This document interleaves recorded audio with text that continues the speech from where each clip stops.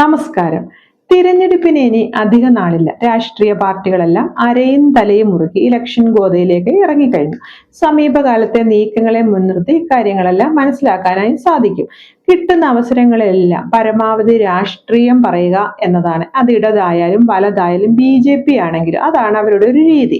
ഏറ്റവും ഒടുവിലായി ഒരു രാഷ്ട്രീയ യുദ്ധം കാണാൻ സാധിച്ചിരിക്കുകയാണ് തൃശ്ശൂരിൽ നടക്കുന്ന കേരള സ്കൂൾ കലോത്സവ വേദിയിൽ.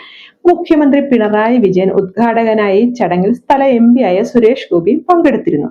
മതത്തിന്റെ പേരിൽ സമാധാനം തകർക്കാൻ ശ്രമിക്കുന്നവർക്കെതിരെ പോരാടാനുള്ള ആയുധമായി കലയെ ഉപയോഗിക്കണമെന്ന മുഖ്യമന്ത്രിയുടെ പ്രസംഗം കൃത്യമായി തന്നെ BJP ഉന്നം വെച്ചുകൊണ്ടുള്ളതായിരുന്നു. കലകൾ ഒരു കാലത്ത് ഒരു വിഭാഗത്തിന്റെ മാത്രമായിരുന്നു എന്ന കാര്യങ്ങളും ജനാധിപത്യത്തിന്റെയും മതേതരത്വത്തിന്റെയും വരവോടെ അത് എല്ലാവരുടേതുമായി തുടങ്ങിയ കാര്യങ്ങളും പ്രസംഗത്തിലൂടെ മുഖ്യമന്ത്രി വ്യക്തമാക്കി. കലോത്സവ വേദിയിൽ രാഷ്ട്രീയം പറയാമോ എന്ന ചോദ്യം ഉയർന്നു വരുമെന്ന കാര്യം അറിയാവുന്ന മുഖ്യമന്ത്രി തന്റെ പ്രസംഗം അതിലേക്ക് കൊണ്ടുപോയി സമർത്ഥമായി തന്നെ കൂട്ടിക്കെട്ടുകയും ചെയ്തു. BJP ഒന്ന് കുത്തുകയും ചെയ്യാം, കലോത്സവ സന്ദേശവും നൽകാം എന്ന തരത്തിലുള്ളതായിരുന്നു പിന്നീട് പറഞ്ഞ വാചകങ്ങളൊക്കെ. അതിലേക്കൊന്ന് പോകാം. കുട്ടികളുടെ ക്രിസ്മസ് കരോളുകൾക്ക് നേരെ ഉണ്ടായ ആക്രമണങ്ങൾ, സിനിമയിലെ കഥാപാത്രങ്ങൾക്ക് ജാനകി എന്നോ സീത എന്നോ പേരിടുന്നതിനെ നേരെ ഉയർന്ന എതിർപ്പ്, പുതിയ കാലത്ത് എതിർക്കപ്പെടേണ്ട പ്രവണതകൾ ഇതൊക്കെയാണെന്നും പിണറായി പറഞ്ഞു വെച്ചു. തൊട്ടു പിന്നാലെ ന്യൂനപക്ഷ ഭൂരിപക്ഷ വർഗീയത ഒന്നുപോലെ എതിർക്കപ്പെടണമെന്ന ഒരു കാര്യവും പിണറായി പറഞ്ഞു വെക്കുന്നുണ്ട്. മുസ്ലിങ്ങൾ ഭരതനാട്യം പഠിക്കരുതെന്നും ഹിന്ദുക്കൾ ഒപ്പനയിൽ പങ്കെടുക്കരുതെന്നും വാദിക്കുന്നവർ അവർ സമൂഹത്തിൽ ഭിന്നതയുണ്ടാക്കാനാണ് ശ്രമിക്കുന്നത്. അടുത്തതായി വിഭജന ചിന്തകളെ പുതിയ തലമുറ തള്ളിക്കളയണമെന്നും ജാതിയോ മതമോ നോക്കാതെ കലയെ നെഞ്ചിലേറ്റണമെന്ന ഒരു ആഹ്വാനവും മുഖ്യമന്ത്രിയുടെ ഭാഗത്തു നിന്നും ഉണ്ടാകുന്നുണ്ട്.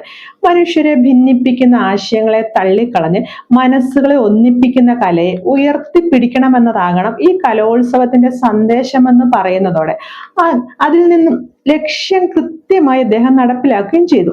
ഇതേ വേദിയിൽ തൃശൂർ MPയും കേന്ദ്രമന്ത്രിയുമായ സുരേഷ് ഗോപിയും ഉണ്ടായിരുന്നു. മറുപടി പ്രസംഗത്തിൽ സുരേഷ് ഗോപിയുടെ മറുപടി പ്രസംഗം, അത് പിണറായിയുടെ പ്രസംഗത്തിനുള്ള മറുപടി പ്രസംഗത്തിൽ താൻ രാഷ്ട്രീയ മറുപടികൾക്ക് മുതിരുന്നില്ലെന്നായിരുന്നു സുരേഷ് ഗോപി പറഞ്ഞത്. മഹത്തായ ചടങ്ങിന്റെ അന്തസ്സും പ്രാധാന്യവും കണക്കിലെടുത്ത് രാഷ്ട്രീയ പ്രസ്താവനകൾക്ക് മറുപടി നൽകാൻ ആഗ്രഹിക്കുന്നില്ലെന്നും ഇത്തരം പരാമർശങ്ങൾക്ക് വ്യക്തമായ മറുപടി ഉണ്ടെന്നും അത് ജനങ്ങൾക്കറിയാമെന്നും ഒക്കെ സുരേഷ് ഗോപി പറയുമ്പോൾ പിണറായിയുടെ ഭാഗത്ത് നിന്ന് ഇത്തരത്തിലൊരു നീക്കം അദ്ദേഹം പ്രതീക്ഷിച്ചിരുന്നില്ല എന്ന കാര്യവും മനസ്സിലാക്കാനായി സാധിക്കും. അതേസമയം തന്നെ കഴിഞ്ഞ ദിവസം സുരേഷ് ഗോപിയുടെ ഭാഗത്തു നിന്ന് വന്ന ഒരു പ്രതികരണം വലിയ വിമർശനങ്ങൾക്കാണ് കാരണമായിട്ടുള്ളത്. എയിംസ് കേരളത്തിൽ സ്ഥാപിക്കുന്നതുമായി ബന്ധപ്പെട്ട് നടത്തിയ ഒരു പ്രതികരണമാണ് വലിയ വിമർശനങ്ങൾക്ക് ഇത്തരത്തിലൊക്കെ കാരണമായിരിക്കുന്നത്. അദ്ദേഹം ആരെയും പേരെടുത്തൊന്നും പറയുന്നില്ലെങ്കിൽ പോലും ആ പ്രതികരണത്തിൽ ചില ഒളിയമ്പുകളുണ്ട്. ആ പ്രതികരണം എന്താണെന്ന് നോക്കാം. കേരളത്തിൽ എയിംസ് വരുമ്പോൾ പലരും അങ്കലാപ്പിലാകുന്നുണ്ട്. രാജ്യത്ത് സാധാരണക്കാരായ ആളുകൾക്ക് പോലും ഡിജിറ്റൽ ട്രാൻസാക്ഷൻ സാധ്യമാകുന്ന നിലയിലാണ് കാര്യങ്ങൾ എത്തിയിട്ടുണ്ടെങ്കിൽ കേരളത്തിൽ എയിംസ് വരും, മറ്റേ മോനെ എന്ന് മാത്രമേ പറയാൻ സാധിക്കൂ എന്നതായിരുന്നു അദ്ദേഹത്തിന്റെ പ്രതികരണം. സുരേഷ് ഗോപി ഉദ്ദേശം മറ്റേ മോൻ ആരാണ് എന്ന കാര്യത്തിൽ സോഷ്യൽ മീഡിയയിലൊക്കെ ഇപ്പോൾ വലിയ ചർച്ചകളും നടക്കുന്നുണ്ട്. ഈ പ്രതികരണം വലിയ വിവാദമായിരിക്കുകയാണ് ഇപ്പോൾ. ഇതുകൊണ്ടൊന്നും കാര്യം കഴിഞ്ഞെന്നാലും പ്രതീക്ഷിക്കുകയും വേണ്ട. ഇനി വരും ദിവസങ്ങളിൽ ഇത്തരത്തിൽ നിരവധി രാഷ്ട്രീയ നീക്കങ്ങളാവും നമുക്ക് കാണേണ്ടതായി വരിക. നേരത്തെ തന്നെ യുവജനോത്സവം ചിലർ തർക്കങ്ങൾക്കൊക്കെ തുടക്കം കുറിച്ചിരുന്നതുമാണ്. വേദികൾക്ക് പൂക്കളുമായി ബന്ധപ്പെട്ട പേര് നൽകിയപ്പോൾ താമര എന്ന പേരിനെ ഒഴിവാക്കി ഒരു നടപടി ഉണ്ടായി. ഈ നടപടിയെ ചോദ്യം ചെയ്തുകൊണ്ട് BJP യുവമോർച്ചയൊക്കെ രംഗത്ത് വന്നിരുന്നു. അങ്ങനെ ഒരു വേദിക്ക് താമര എന്ന് പേര് നൽകി ആ സംഭവമൊക്കെ പരിഹരിക്കുകയും ചെയ്തു. അതിന്റെ തൊട്ടു പിന്നാലെയാണ് ഇത്തരത്തിലൊരു പ്രതികരണവും വിവാദവും ഒക്കെ ഉണ്ടായിരിക്കുന്നത് സുരേഷ് ഗോപിയുടെ ഭാഗത്തു നിന്നും മുഖ്യമന്ത്രിയുടെ ഭാഗത്തു നിന്നൊക്കെ.